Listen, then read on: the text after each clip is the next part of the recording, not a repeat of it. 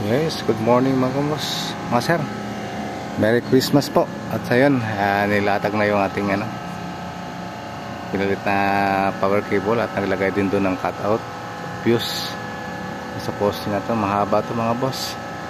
At higit 100 metro to. Yan. So yan. Wala na yung tulad doon sa yan. Wala na yan dyan.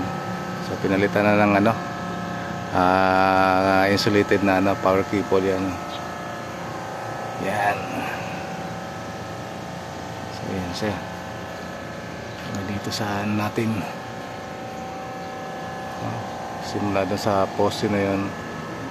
Ito dito. Yan, so dyan din may dugtungan din dyan. Tapos papunta na doon sa ating sa ating transformer doon sa dulo.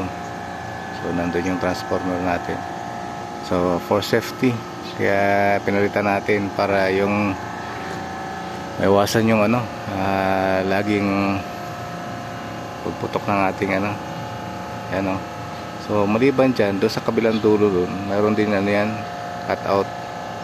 So doon sa dulo na yun, may cut out din doon nilagay para sigurado na safety yung ating linya. So yan. Yan, for safety yan mga boss, sa mga naglalatag ng o nagpapa-install ng mga electrical. So dapat may mga ganyan, may mga cut out sa bawat area para sigurado yung ating supply, hindi madadama yung ibang sinusuplayan. So sa area yung ating doon lang dapat. So yan o. So dyan, although dyan walang cut out, may dugtungan dyan. So may dugtungan dyan. So diretso yan doon sa dulo sa ating transformer. So insulated na yan. Medyo may kamahalan lang yan mga boss. Kasi yung isang per metro ng isang hindi natin alam, siguro kakahalaga yan 1 million. Pero safety naman yan sa mga tumadaan at saka doon sa mga makina, para hindi magkakaroon ng short circuit or single phasing ng ating linya. So, yan. Diretso na sa ating transformer. So transformer natin ay nandoon sa area.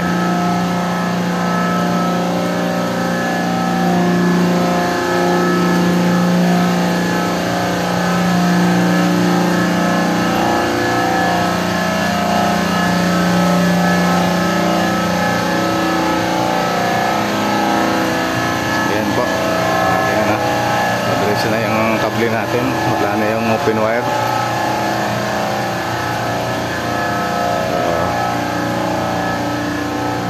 Madiretso na yung ating dyan sa transformer. Yan kable natin, ayan o, select na siya dyan. So yun mga boss, pinakita ko lang sa yung update sa inyo, yung update ng ating pagpalit ng linya ang ating power lines. Pinalitan na ng insulated cable. So yan mga boss, mga sir, maraming salamat. Merry Christmas po. At pakipindot naman po yung likes saka share po. Thank you.